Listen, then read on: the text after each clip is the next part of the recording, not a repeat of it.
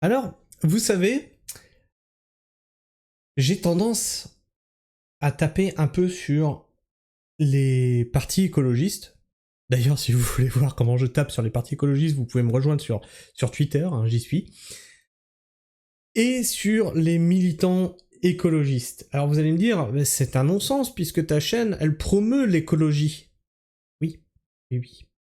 Mais je suis constamment en désaccord avec leur politique écologique. Alors, on va se mettre d'accord, on va essayer d'expliquer les choses comme il faut. J'ai une démarche écologique, j'ai une démarche de décroissance, j'ai une démarche de sobriété. Je sais que même si on abandonnait l'histoire du CO2 dans l'atmosphère, on surconsomme la planète. Quoi qu'il en soit, on la surconsomme. De parce qu'on en extrait, tu vois. On la surconsomme. Donc d'une manière ou d'une autre, il faut aller vers plus de sobriété. La permaculture, hein, c'est ce que je vous disais. Tac, ce bouquin, hein, en une phrase, principe et pistes d'action pour un mode de vie soutenable. Voilà. Ça, c'est mon leitmotiv en fait. Hein. Ça, c'est mon leitmotiv. Donc, quand on a posé ça, est-ce que les actions de nos partis politiques écologistes et de nos militants écologistes sont sur la bonne voie? Quand ils nous disent qu'on va raser des forêts pour installer des éoliennes qui auront eu besoin de matériaux sur une terre déjà surexploitée. Et on rase des forêts qui absorbent du CO2. Non, c'est intéressant. Quand on te dit, on va prendre des champs et on va poser des panneaux solaires dessus. Non, on prend un endroit où on crée de la nourriture pour te poser des masses noires donc qui vont accumuler de la chaleur sans pouvoir cultiver en dessous. Non, c'est rigolo, c'est très drôle leurs actions. Elles sont très drôles, elles sont complètement déconnectées du réel. L'écologie politique, c'est en fait, ils reprennent le problème écologique pour pouvoir mieux taxer et soumettre la population. Alors certains me diront, ouais mais tu vois bien, parce que les politiques ils s'en servent, ça veut bien dire que le problème n'existe pas. L'écologie n'existe pas, c'est un problème qu'ils ont inventé. Et là, je vous répondrai que non. On vous dit que on va mettre plus de caméras, plus de surveillance, plus de flics, parce qu'il y a de l'insécurité. Donc ça sert bien à un agenda politique. Est-ce que l'insécurité n'existe pas? Bah non, l'insécurité existe, mais ils se servent de ce prétexte non pas pour régler ce truc-là, mais pour pouvoir mieux vous fliquer, vous surveiller, vous contrôler et vous niquer vos libertés. L'écologie, le dérèglement climatique, le problème des ressources existent. Mais ils se servent de ça pour niquer vos libertés, vous taxer, vous soumettre. Ça ne veut pas dire que parce qu'ils s'en servent en politique, le problème n'existe pas. Ils le tordent pour le faire coller à leur idéologie politique. Et derrière, on a les idiots utiles comme nos chers militants écologistes. Et à l'époque, je vais vous traiter de cet article-là, à l'époque, j'avais dit ça sert à rien de le traiter. Et puis au final, c'est un commentaire qui m'a dit on va revenir là-dessus parce qu'un commentaire j'avais épinglé dans mes shorts l'action de Extinction Rebellion où on voit qu'ils n'ont pas l'habitude de tenir des outils. Hein. Et on m'a dit quelqu'un m'a dit mais pourquoi tu leur tapes dessus alors que leur action va dans le bon sens? Et comme je le dis dans la vidéo, effectivement, Total Energy est polluant. Mais c'est pas en faisant ce qu'ils font que c'est impactant, que c'est marquant. Et surtout quand tu vois après leur mode de vie derrière. On va revenir sur un militant qui s'était collé la main, vous vous rappelez, sur l'autoroute, emmerdant les gens. Hein. Ils emmerdent pas les multinationales, là, ils emmerdent les gens. Et où c'est qu'on l'a retrouvé, ce gars-là? Eh bien, on l'a retrouvé partir en vacances en avion. Un activiste climatique s'envole pour le Mexique après avoir bloqué une autoroute. Elle est pas belle la salade? Voilà pourquoi je m'oppose à eux. C'est comme Marine Tourdelier,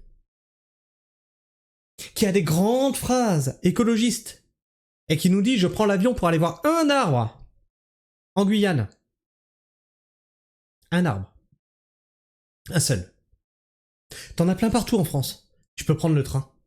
Viens sur mon terrain, je t'en montre plein. J'en ai 150. J'en ai même plus que 150 parce que j'en ai replanté depuis. Puis j'en ai plein dans ma haie. Puis même si tu veux, on peut aller voir un vieux cyprès. Et sur un chemin de terre. Si tu vas voir, c'est rigolo. Tu pourras même le prendre en photo. Même faire une story Instagram, tu verras. Et ça t'aura rien coûté en carbone, ça t'aura pas coûté un voyage en avion. Est-ce que vous commencez à comprendre pourquoi je m'oppose à eux? Parce que entre ce qu'ils disent et ce qu'ils font, il y a un gouffre. Il y a un putain de gouffre. Entre ce qu'ils disent et où ils vivent déjà, il y a un énorme gouffre. Quand on vit dans une ville bitumée, bétonnée,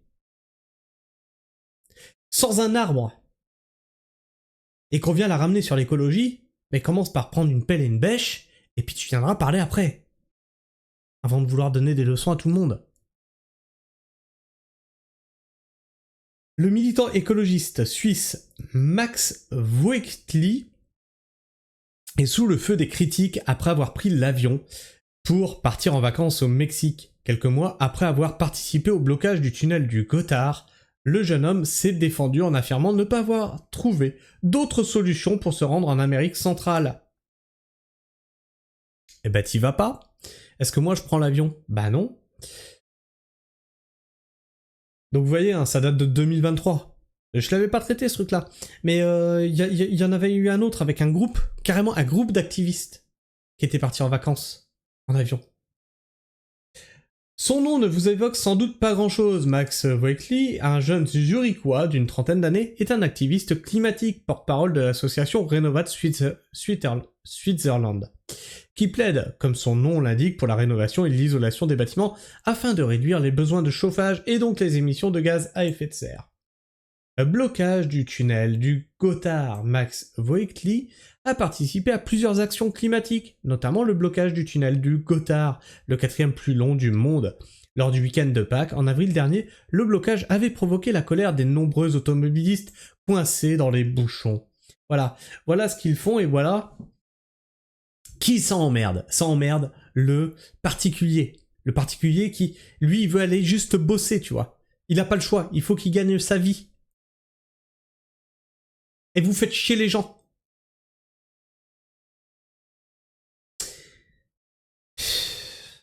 Et après, on retrouve ces mêmes personnes, hein, aux grandes idées, dans des avions. Comme le relaient plusieurs médias suisses, et tu vois, et pourtant j'ai une conscience écologiste. Je vais à mon terrain, là. Je trouve un groupe comme ça, là, sur la route, parce que je sais ce qu'ils font, hein, ils se mettent à 5, t'en tires un, t'en as un autre qui prend sa place, ensuite tu vas tirer l'autre, celui que t'as tiré sur le côté, il vient reprendre sa place. Ça se finit à coup de poing. Ah mais ça se finit à coup de poing dans ta gueule. Comme le relaient plusieurs médias suisses, Max Voegtli a été aperçu jeudi dernier à l'aéroport de Zurich, où allait prendre l'avion pour le Mexique via Paris. Un vol critiqué par de nombreux internautes suisses. Faites ce que je dis, pas ce que je fais, a ironisé un témoin oculaire aux médias zurichois, Zurich Today. Ce n'est pas comme si j'allais à Londres chaque semaine. Non mais... Oui, c'est pas comme si t'allais à Londres chaque semaine. Mais c'est pas comme si t'avais pas emmerdé les gens avec une grande cause climatique non plus. Pas d'alternative. Max Voegtli a expliqué au site 20 minutes que sa compagne et lui ont cherché d'autres solutions plus écologiques que l'avion pour se rendre en Amérique centrale. En vain. Le couple voyagera au Mexique durant 2 mois et demi en utilisant les transports publics, a-t-il assuré. Alors moi je veux bien, d'accord, t'as pas trouvé d'autre moyen d'aller là-bas. Ok. Mais alors du coup, la question qu'on devrait te poser c'est pourquoi tu y vas? Est-ce que tu as un intérêt légitime d'y aller? Est-ce que tu as une urgence? Est-ce que tu as de la famille là-bas? Et même si tu avais de la famille là-bas, est-ce que c'était vraiment utile de s'y déplacer en avion? Le jeune homme a également répondu aux critiques dans une vidéo publiée sur le site Zurich Today. Ce n'est pas comme si j'allais à Londres chaque semaine, je suis une personne privée et je prends rarement l'avion, mais on en a rien à foutre. À partir du moment où tu as fait chier les gens pour une grande cause écologique et que tu sais que l'avion est le truc qui dégage le plus de CO2 dans l'atmosphère, mais t'es devenu une blague. Et vous êtes tous des putains de blagues. Parce que entre vos actions, entre vos grandes paroles et ce que vous faites au quotidien, il y a un monde d'écart. Vous avez un mode de vie polluant. Je veille à vivre de la manière la plus raisonnable possible. Dans une ville, eh ben déjà, dans une ville, c'est déjà antinomique. Puisque tu dépends de toute une logistique utilisant des produits pétroliers. Ta route sur laquelle ton camion va rouler, les pneus avec lesquels sont faits le camion, etc., etc. Je t'invite à écouter Jean Covici, tu vas voir, c'est rigolo. Et bah tout ça, ça amène ta bouffe dans ta ville. Et si jamais tout ça n'existait pas, ta ville tient plus que 2 jours. Et après tu crèves de faim. Je veille à vivre de la manière la plus raisonnable possible, a-t-il affirmé. Bon, bah ça c'est, voilà, c'est le tweet en question qui, voilà, bah, qui est dans une langue que je ne saurais pas vous traduire.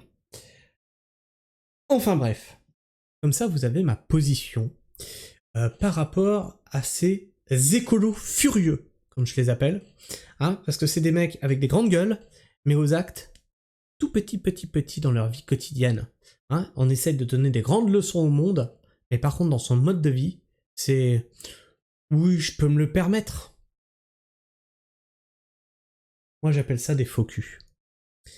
Dis-moi ce que tu en penses dans l'espace commentaire, partage-moi ton avis, ton opinion, sachant que ça c'est un truc que j'ai trouvé vite fait en cherchant, mais je sais qu'il y a un groupe complet d'activistes, et il me semble que c'était des Français en plus, qui sont tombés dans la même histoire, qui ont fait chier le monde et qu'on a retrouvé en avion, partant en groupe en vacances, en avion. Et si je me trompe pas, c'était aux Seychelles ou aux Baléares ou une connerie comme ça, une destination de luxe. Hein. C'était des vacances et destination de luxe. Donc on voit encore d'où ça vient. Ça vient d'une certaine caste bourgeoise, encore une fois, qui veut faire la leçon au monde. Trouve-toi des passe-temps, je sais pas, fais du macramé ou autre chose. Enfin bref. Partage la pragmatisme autour de toi, fais rayonner la pragmatisme. Partage cette vidéo, hein, qu'on sache pourquoi des écologistes ne sont pas d'accord avec d'autres écologistes, hein, parce qu'ils savent ce qu'il y a en dessous. Partage la chaîne, partage nos valeurs d'écologie, la vraie, d'environnement et d'agriculture. Et puis tu peux clocher, liker ou disliker, t'abonner et vérifier que tu es encore bien abonné, puisque YouTube s'amuse à vous faire des blagues et à vous désabonner, et certains qui m'ont témoigné par mail, des fois même à la chaîne, vous vous abonnez et vous redésabonnez derrière. Et puis moi je vous fais la bise, prenez soin du sol, soyez militants écolo, et pour de vrai, hein, comme nous on le fait au quotidien.